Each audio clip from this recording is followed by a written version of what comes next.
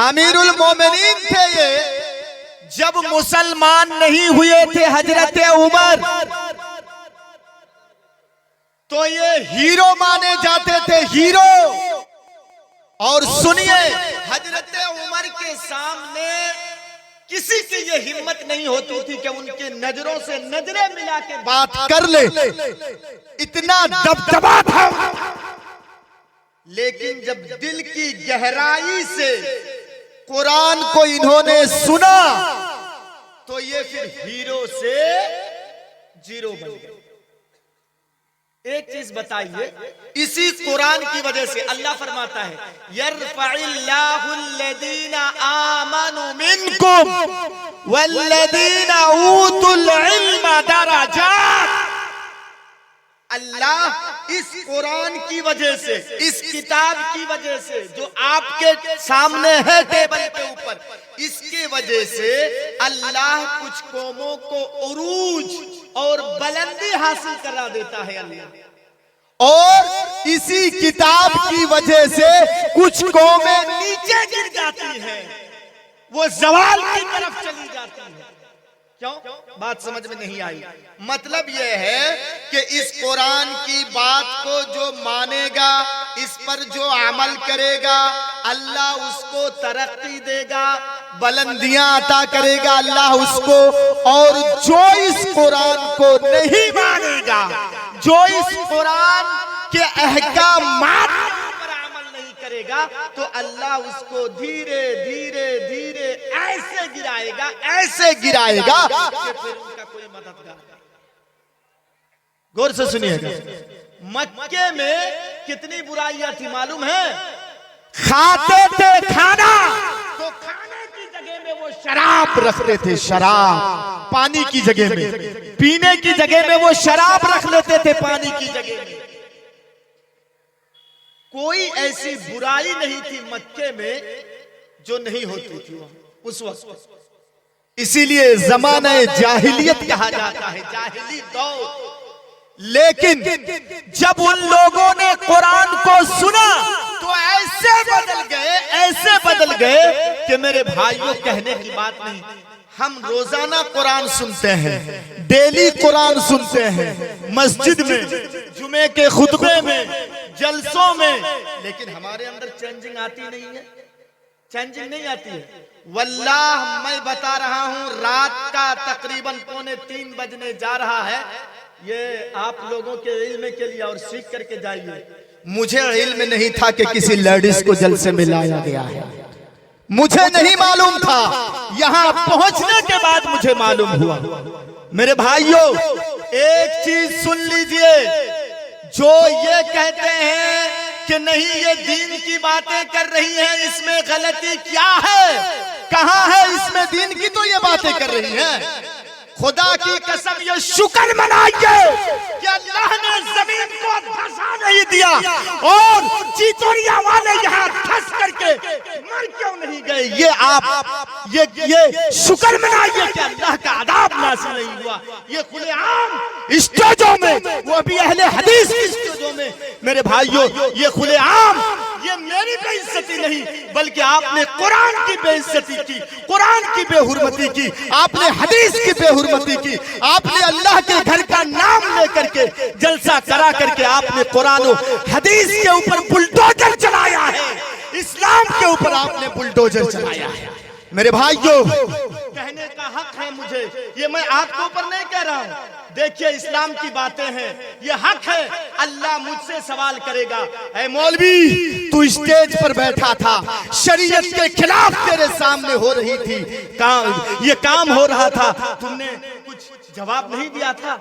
मेरे भाइयों, मुझे बुलाएं या ना बुलाएं, इस पर मुझे फर्क नहीं पड़ता है।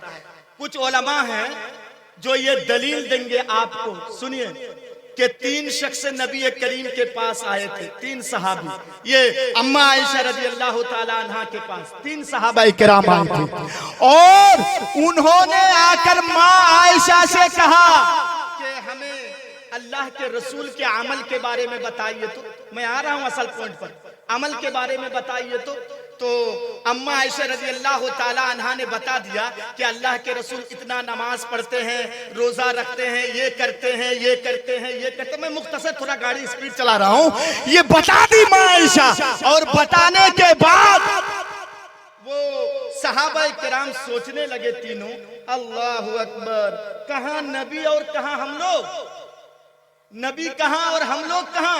आप तो बख्शे बख्शाए हैं, फिर भी इतनी इबादत, हम तो नबी के सामने कुछ नहीं है, हम तो कुछ नहीं कर पा रहे हैं नबी के सामने।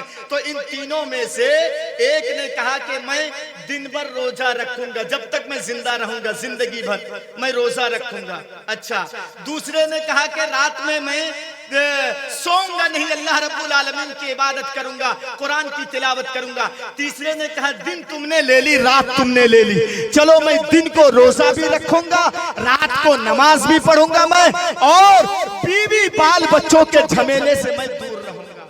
बीवी बाल बच्चों के झमेले से क्यों? इसलिए कि मैं शादी अगर करूंगा तो बच्चे पैदा होंगे, और जब बच्चे पैदा होंगे तो उनके लिए कहीं से रोजी रोटी का इंतजाम करना पड़ेगा, तो चलो मैं शादी नहीं करूंगा। सोच अच्छी है कि गलत है? हाँ, यह आखिरी सोच गलत है। लेकिन सुनिए, ये दलील देते हैं कि देखिए माँ आयशा के पास आकर के सहाबाए किराम दीन की बातें सीख रहे हैं। क्या आपके यहाँ उलमा नहीं है? ये दलील देंगे कुछ लोग कि देखिए आयशा रजी अल्लाह ताला अन्हा ये लेडीज थी ये, और सहाबाए किराम आकर के दीन की बातें सीख रहे हैं।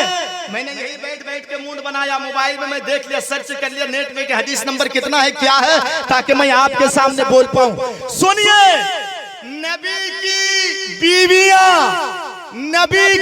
बीवियां उम्मत की माए हैं, माए, इसीलिए उम्महातुल मोमिनीन कहा जाता है। और जब उनसे कोई दीन की बातें सीखते हैं तो बाहैसियत माँ हम उनको अपनी माँ की नजर से देखते हैं, और बाहैसियत माँ उनसे दीन की बातें हमने सीखा। दूसरी दलील सुनन इब्ने मादा, हदीस नंबर है 1034। ये देखिए, इमाम नमाज पढ़ा रहा है, गौर से सुनिए, आज मेरी तकरीर कुछ दूसरे टाइप की हो रही है, आ रहा हूं मैं मस्जिद के ऊपर बोलूंगा कुछ। ये इमाम नमाज पढ़ा रहा है, अल्लाहु अकबर, और इमाम गलती कर दिया, कहीं नमाज में गलती कर दिया। अब क्या करेंगे आप बोलिए तो? क्या करेंगे? इमाम, हाँ, लुकमा देंगे आप, और इमाम गलती कर दिया, भूल गया है कहीं, तो आप पीछे से कहेंगे सुभान अल्लाह। क्या कहेंगे? सुभान अल्लाह। और अगर लेडीज है तो वो क्या करेगी? नबी अकरम के जमाने में लेडीज मस्जिद में नमाज पढ़ने के लिए जाती थी। हाँ, चितौरिया वालों सुनो, नबी अकरम के जमाने में लेडीज मस्जिद में नमाज पढ़ने जाती थी। अगर इमाम भूल जाए, सामने मर्द है, उनको पता नहीं कि इमाम ने गलती की है या नहीं, इमाम भूला है कि नहीं, लेकिन एक लेडीज को, एक औरत को ये डाउट हो रहा है कि नहीं इमाम गलती कर दिए हैं, तो वो इस तरीके से हाथ की 3 उंगली, देखिए दाएं हाथ की 3 उंगली इस तरीके से हाथ की हथेली पर मारेगी, और बाज उलमा ने लिखा है कि इधर मारेगी। देख रहे हैं आप, इधर मारेगी नहीं तो इधर मारेगी। ऐ चितौरिया वालों, एक चुल्लू पानी में डूब के मर जाना है, जबकि नमाज एक बड़ी इबादत है, इस्लाम के अहम रुकनों में से एक रुकने नमाज है। और जब नमाज में इमाम गलती कर दे, नमाज में इमाम भूल जाए, तो सुनिए, नमाज में भी इमाम के सामने औरत आवाज नहीं निकालेगी, सुभान अल्लाह नहीं कहेगी, अल्हम्दुलिल्लाह नहीं कहेगी। मेरे भाइयों, मंजरे आम में स्टेज में ला करके आप उनकी आवाज को सुनेंगे, ये कहां तक सही है, ये जवाब आप देंगे। आप कहां तक सही है? औरत की आवाज में भी पर्दा है। हाँ, पर्दा है, कशिश है। एक दिन नौजवान लड़कों से पूछो, गलत रॉन्ग नंबर पर अगर मोबाइल में लग जाए कहीं और कोई लेडीज उठा ले हेलो, उधर से बोलेगी, दूसरे दिन फिर फोन करेगा, तीसरे दिन क्यों? उसकी आवाज में कशिश है, वो पागल हो जाएगा। मेरे भाइयों, औरत की आवाज में भी पर्दा है। सुनिए, नमाज जैसी इबादत में औरत नहीं बोल सकती है, वहां वो ताली बजाएगी इस तरीके से। तो ये कहां से जायज हो गया कि आप यहाँ स्टेज में ला करके बयान करें? बराए मेहरबानी, जो गलती हो गई हो गई, अल्लाह से तौबा कीजिए, अल्लाह से तौबा। कहीं अल्लाह का अजाब अगर आ जाता तो हम लोग क्या जवाब देते? क्या जवाब देते? ये कुरान और हदीस के नाम पर हमने, ये कुरान और हदीस के ऊपर, इस्लाम के हुकूमत के, ये कानून के ऊपर हमने बुलडोजर चलाया है। अल्लाह रब्बुल आलमीन हम लोगों की गलती को माफ फरमाए। इतना सुन लीजिए। दूसरी बात, आ रहा हूं मस्जिद के ऊपर मैं, मेरा टाइम है अभी।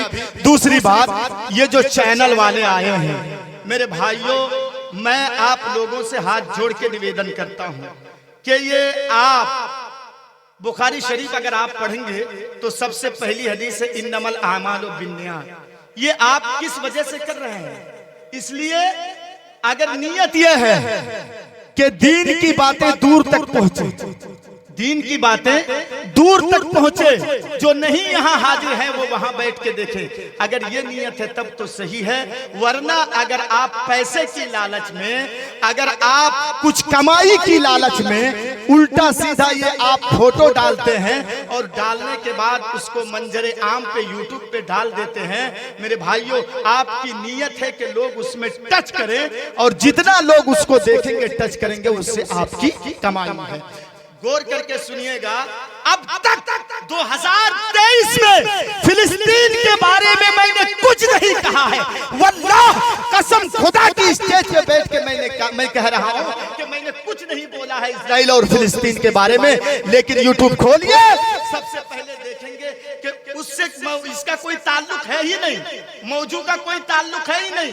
मैं दूसरे मौजू पर टॉपिक पर बोल रहा हूं, लेकिन मस्जिद अक्सा का फोटो लगा करके ऐसा लग रहा है कि मैं मस्जिद अक्सा के बारे में, फिलिस्तीन के बारे में मैंने कुछ कहा है, लेकिन कसम खुदा की मैंने कुछ कहा नहीं है। और कौन चैनल वाला है ये भी मुझे मालूम है।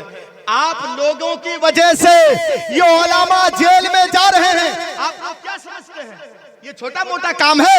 अरे आरएसएस के पास सारी चीजें मौजूद हैं।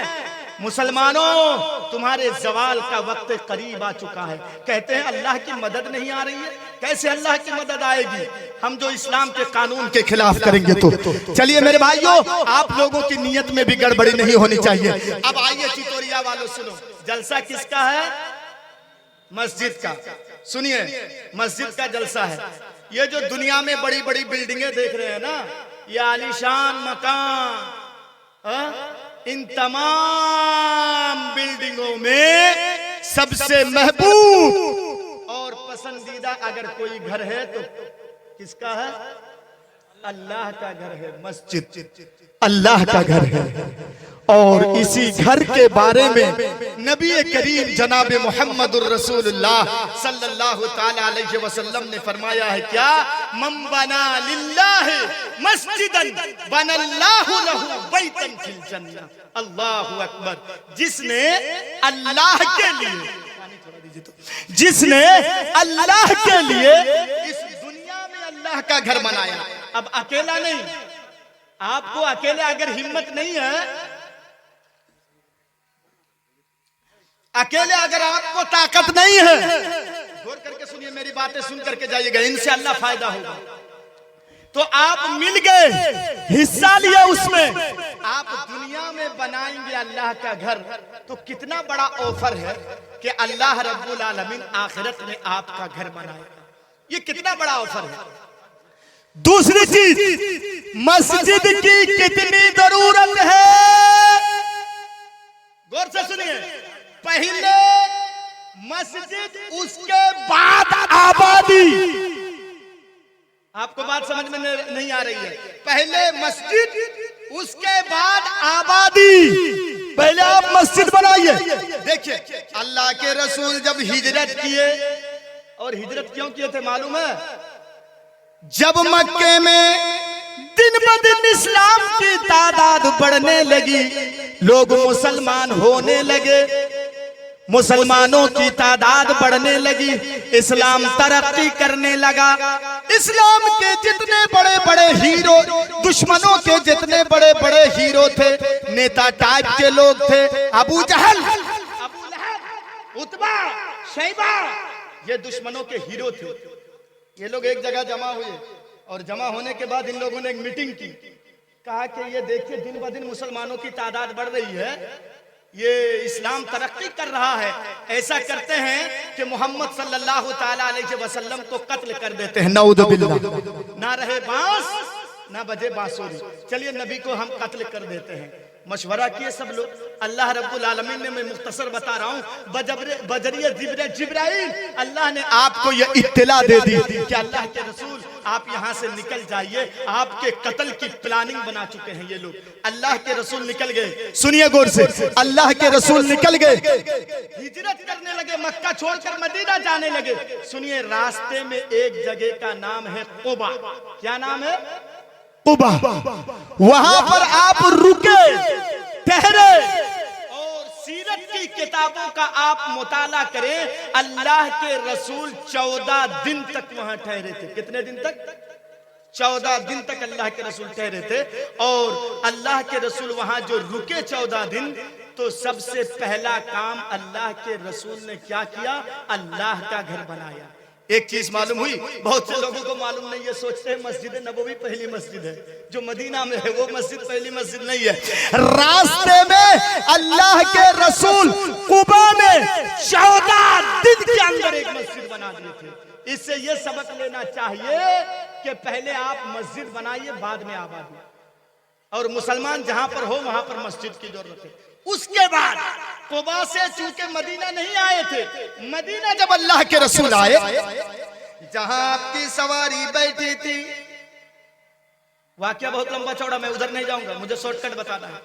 नबी अकरम ने खाली जगह को देखा, नबी अकरम ने पूछा, है लोगों ये जगह किसकी है? लोगों ने जवाब दिया, अल्लाह के रसूल ये जगह तो 2 यतीम बच्चों की है, 2 यतीम बच्चों की है। अल्लाह के रसूल ने कहा दोनों बच्चों को बुलाओ। दोनों बच्चे अल्लाह के रसूल के सामने आए। अल्लाह के रसूल ने कहा, बेटा ये जमीन तुम दोनों की है? दोनों बच्चों ने बैक जबान होकर के कहा, हाँ अल्लाह के रसूल ये जमीन तो हम दोनों की है। अल्लाह के रसूल ने कहा, एक काम करो, मेरी तमन्ना ख्वाहिश यह है कि मैं यहाँ अल्लाह का घर बनाऊंगा।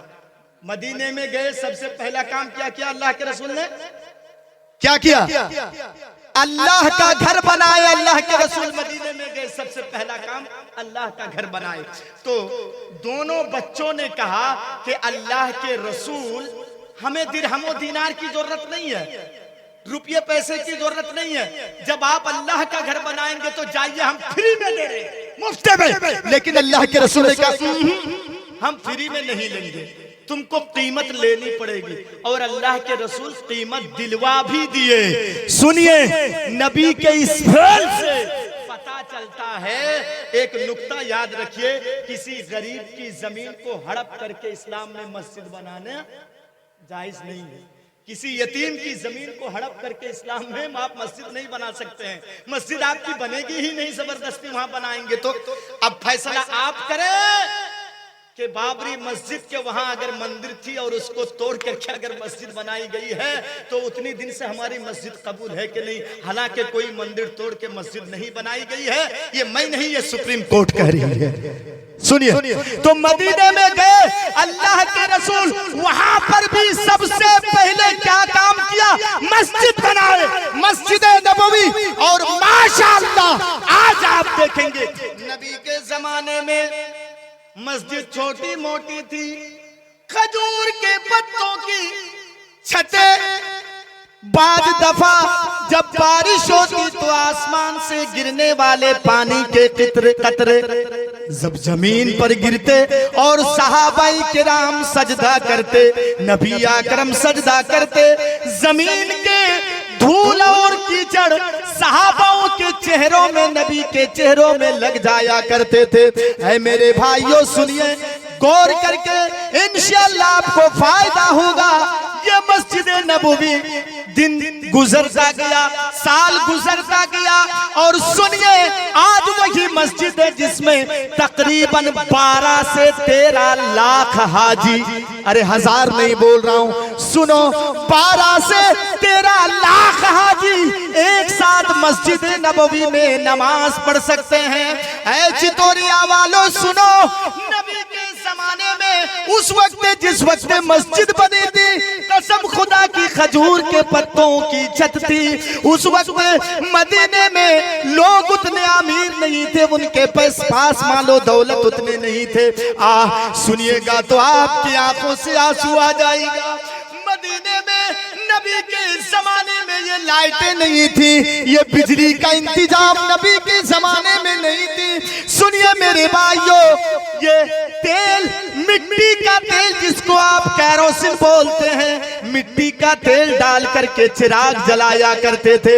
मस्जिद नबवी का तो ये हाल था कि मगरिब की नमाज और इशा की नमाज अंधेरी में हुआ करती थी।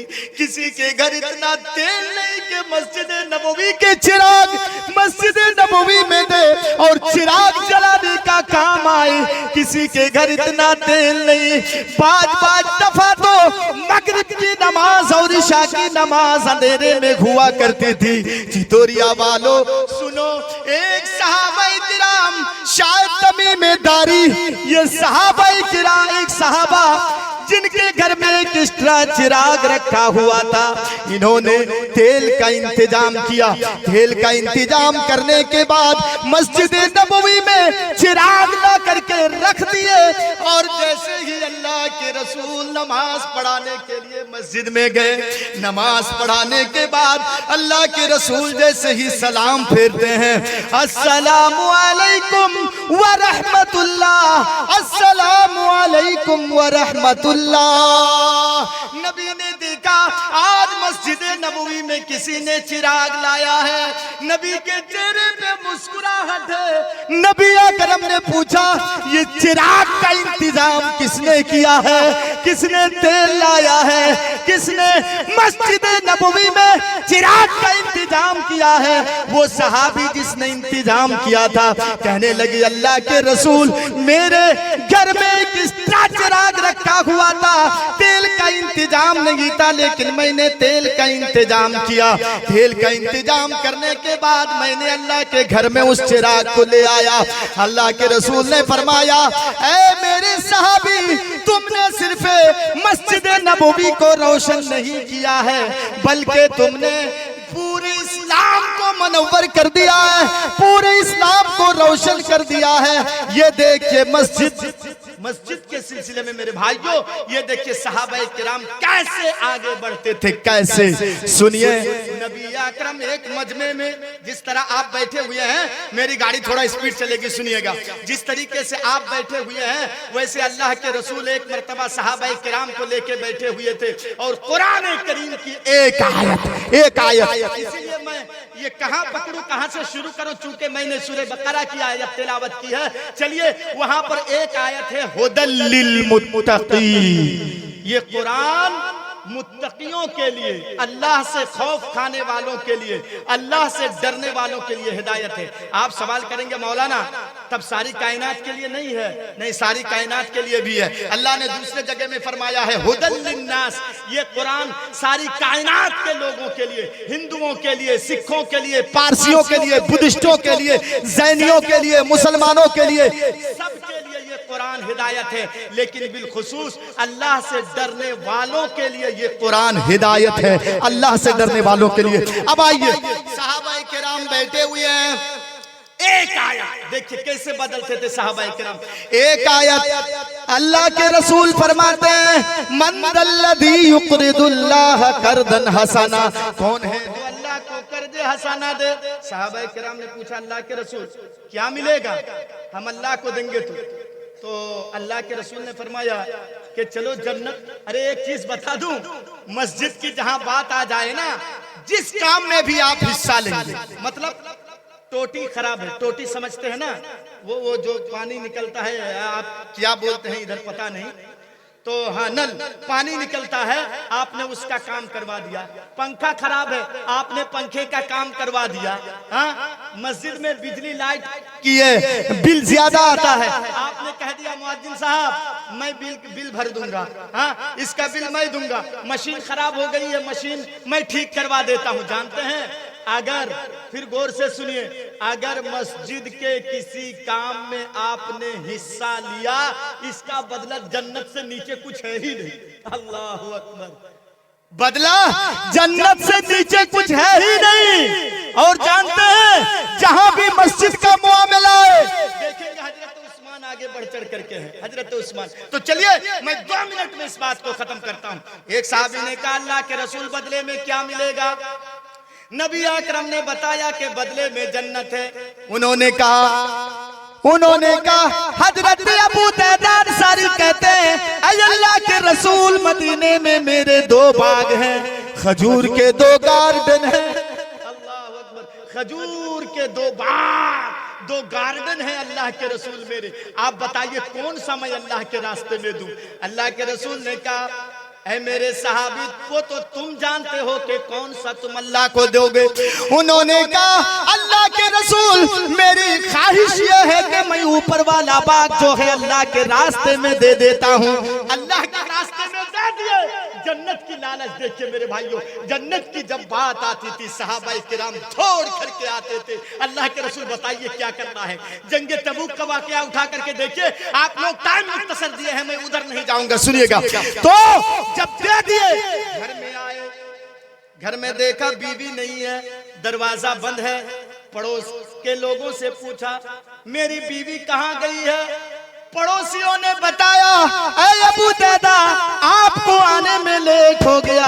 आपकी बीवी बच्चों को लेकर के बाग में, खजूर के बाग में चली गई है, खजूर खिलाने के लिए बच्चों को। अबू दरदा अंसारी ने जैसे ही सुना मेरी बीवी खजूर के बाग में चली गई है, दौड़ लगा दिए और तेज दौड़ने लगे।